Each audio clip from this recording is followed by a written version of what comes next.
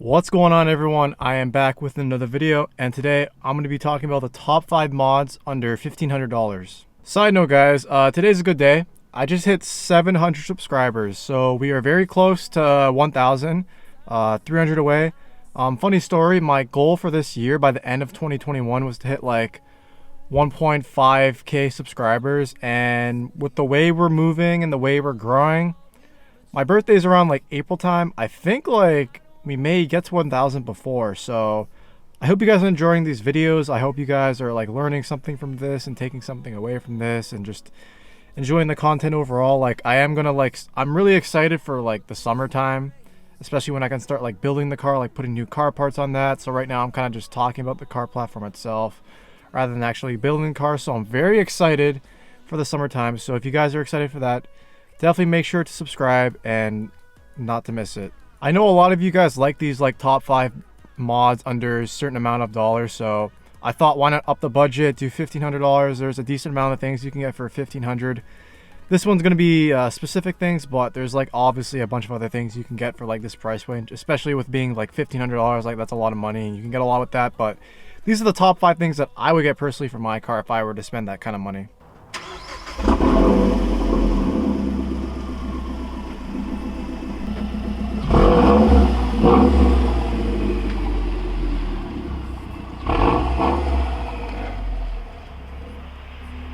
Alright guys, first mod under $1,500 is an aftermarket turbo. So if you're at the point where I am right now, so that's basically fully bolted stock turbo, so you got your intercooler, downpipe, intake, full tune, all that shit, and you're looking for more power, your next upgrade should be a turbo. Also guys, I just cleaned the car yesterday and it looks pretty clean on camera, but it's already getting pretty dirty.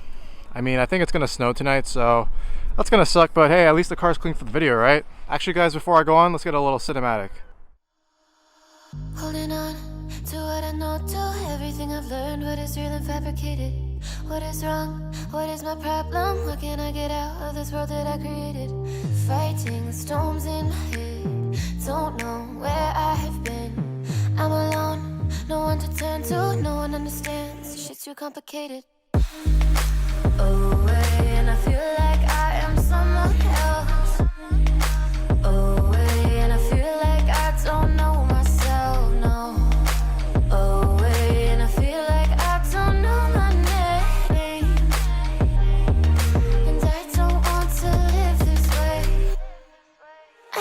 Keep on wasting life. I'm drowning in my head, I'm losing the mind. And if you could know, yeah, if I could show you, I don't wanna keep on living this life so faceless. So if you're looking to upgrade your turbo, the majority of turbos that you're gonna look for are under $1,500. So examples are B&R S3, B&R S4. The Cork Sport Turbo is under $1,500, the CTS4.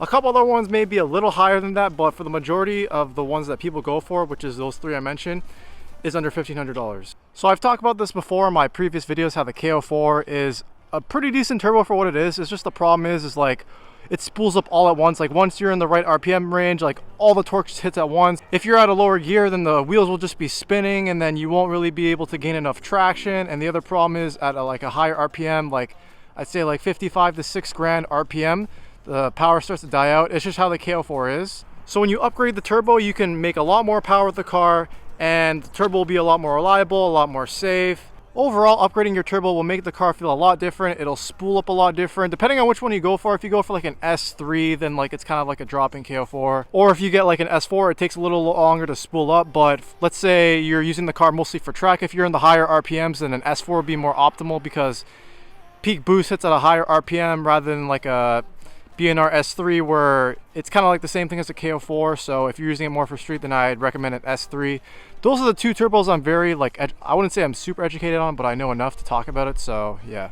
Alright guys, number 2 on the list is coilovers. So I actually don't have coilovers on the car right now. I'm actually in lowering springs, but hint hint, wink wink, nudge nudge, whatever you want to say. I may be getting them. I've talked about this previously, but I kind of lined up a deal already, so if you're interested in seeing how my car sits with those and me installing those, I've actually never installed coilovers. That'll be my first install ever. So if you guys are interested in that, definitely make sure to subscribe. So this isn't just for like a Mazdaspeed 3 specifically. I mean, most coilovers you can get for under like $1,500, but if you want to make the car handle a lot better, make it lower, you know, drop that wheel gap, blah blah blah, all that shit, coilovers is the way to go. It'll also make the car ride a lot better. I mean, it depends on what you want. If you like the car more stiff or you like it more soft, depending on what you go for, you may not get that like adjustability. But if you have a budget of $1,500, you can definitely get a good set of high quality coilovers that'll like basically tackle all of that. So popular brands that I mostly see on this car is either BC Racing or Bilstein. I've seen a lot. So you can get these coilovers. I mean, depends what you go for. I know like Racelands, they offer like some shitty coilovers for like, I don't know, $500-600 at the top of my head. And then you can get like a more premium like handling one like Bilstein's or BC Racing, like the BR series, whatever it is. But it all depends on what you want, what your budget is, and what you're going to do with the coilovers. Obviously, if you're going to track the car and you drive the car more hard and you have a lot more speed of driving, you want like the more expensive ones. But if you just want to make your car lower, then I just get the cheaper coilovers, or maybe even lowering springs. Number 3 on the list is something that I don't see a lot of guys talking about that like speeds need an upgrade for, and that is your tires. So depending on what tires you go for, they can be very expensive, like even past like $1,500, depending on the size and like the brand you go for. I also wanted to include wheels. Like let's say you get like a good deal on like some tires and then you want some wheels for if you get it under $1,500. I'm just mentioning that, but for this specifically, I'm just going to be talking about tires. So when I had my old Mazda 3, I didn't really care about like the quality of tires I had. As long as they were like good summer tires and they had a decent tread, I didn't really care. But when I got the Mazdaspeed, I realized how important it is to have good tires for this car. With this car having all its torque and all that power to the front wheels, like the wheels are going to be spinning constantly, and you need good tires that'll hook it really well. Especially if you like to launch your car, like you do a lot of second gear pulls, you're definitely going to be spinning a lot, so you definitely want to invest in a good set of tires. It's also a performance car, like whether you're tracking it, spirited driving, or just daily driving it, like you want a good set of tires. You don't want, I hate when people get like shitty Chinese tires, like no-name ones. I just don't like that. That's not me. If you want your car to like grip well and like handle really well, don't sleep on tires. So some good brands. Okay, so if you're trying to be cheap, like get a good cheap set. I run these on my car. I freaking love them. I don't care what anyone says. They handle good on the track and the street. Firestone Indy 500s. So the stock tire size is 225, 40, 18. I would definitely go like a size up. I would maybe go with like 235s or 245s. Depending on your wheel width, you may have to like roll your fenders, but I would definitely go a size up. I'm only on 225s right now, but when I like burn through those, which I definitely will through like all the tracking I'm going to be doing this year. Also, side note guys, if you guys want to see like a lot of track content, definitely let me know. But yeah, anyways, when I shred through those tires, I'm definitely going a size up, either 235s or 245s. I'm probably going to go 245s. But yeah, there are other good brands. Obviously, like the most popular one is like the Michelin Pilot Sports. There are other good brands like I think Bridgestone Potenzas, and like there are Federal tires that are pretty good, and Toyo R888s. Those are good tires as well. Obviously, the higher quality tire and like the bigger size you get, the more you're going to spend. But I'd say $1,500 is a good range for like getting a quality set of tires for your Mazdaspeed 3. So guys, I'm calling you out. If you have shitty, bald, Chinese, no-name tires, yo, throw that shit in the trash. Get good tires. So number 4 on the list, I'm going to be talking about a full turboback. So that is a downpipe and a catback. So you don't have to get one specific brand. Like I know like Cork Sport sells like their own like turboback, CPE does. You can kind of mess with it. Like you can get like an Ultimate Racing downpipe with like, I don't know, like a Cork Sport catback, shit like that. When you get a full turboback, it's going to change the whole tone of your car. Your car is going to sound amazing. It already sounds pretty good when you change just the catback or just the downpipe, but when you get both of them at the same time, the car will sound amazing. It's also going to make the car a lot faster. As long as you get a proper tune, I want to make that very clear. You want a proper tune with, especially the downpipe. Catback you don't need, but downpipe you'll need a tune for. So this all depends on like whether you're buying new or used, but for me personally, I got mine like well under even like $1,000. But if you buy it new, I'd say like for American dollars, it'd be close to $1,500, but for Canadian, it may be a little more. So definitely try to buy used. But getting a full turboback exhaust will definitely change the whole tone of your car, make it a lot faster, make it feel a lot more alive. And you're going to be turning a lot of heads with how freaking loud it is. Alright guys, number 5 on the list is a upgraded front mount intercooler. So an upgraded top mount intercooler, by the way, is well under $1,500, so I'm not going to include that. So I'm going to be strictly talking about just a front mount. So I've talked about this a couple times in my videos before, but a front mount intercooler is a huge upgrade over the stock top mount intercooler. The car will like literally not heat soak, like barely at all. Even if you get like an upgraded top mount, you're still going to suffer a bit of heat soak. It's going to take longer obviously, but with an upgraded front mount, from where it's sitting, like car is getting consistent cool air and it barely heat soaks. So this is very beneficial because especially in like the hot summer days, like when your car's getting stupid hot, the front mount keeps your engine really cool and it gives you a lot more consistent power. So that means you're not losing like a shit ton of power when the car's like stupid hot. And also, I mean, look at it guys, like the front mount just makes your car like freaking badass, like especially if you get like the open mouth grille. I've said this a million times before, but I was really on the fence with like the stock grille, but I'm so freaking happy that I got like the open mouth grille. It looks so aggressive. It turns so many heads. It just looks amazing. And on top of that, it makes the engine bay a lot more exposed, so it's easier to work on the car. Like the piping, you just unbolt it right there.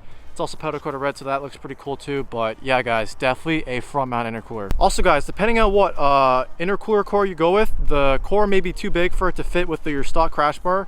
So you may need to buy an upgraded crash bar from like JBR, Ultimate Racing, depending on what brand you go with. I'm like 99% sure that'll still fit under the budget of $1,500, but you definitely want to consider that. So as you can see guys, right here we got a custom crash bar. I got that used with like the front mount I bought, but you definitely need that because as you can see guys, if the stock crash bar was still there, this would definitely not fit. So this literally fits perfect, and it still has the tow hook mount right there for my license plate, which is really nice. Also, if it's made specifically for your car like the core, then they'll probably make a custom crash bar. But I know for like the Mishimoto ones where like it's like a universal core, you're gonna have to make your own custom crash bar. That's just something to take into consideration. But nonetheless guys, if you can like find like a good front mount intercooler for like a good price and you get the crash bar working out perfectly, it's definitely like 100% worth it. It looks so freaking aggressive. It makes the car a lot cooler. Like literally it's like win-win situation if you get the front mount. Alright guys, that about wraps up the top 5 mods under $1,500. I'm gonna try to get a couple exhaust clips while I'm at it since I'm already recording. Screw it.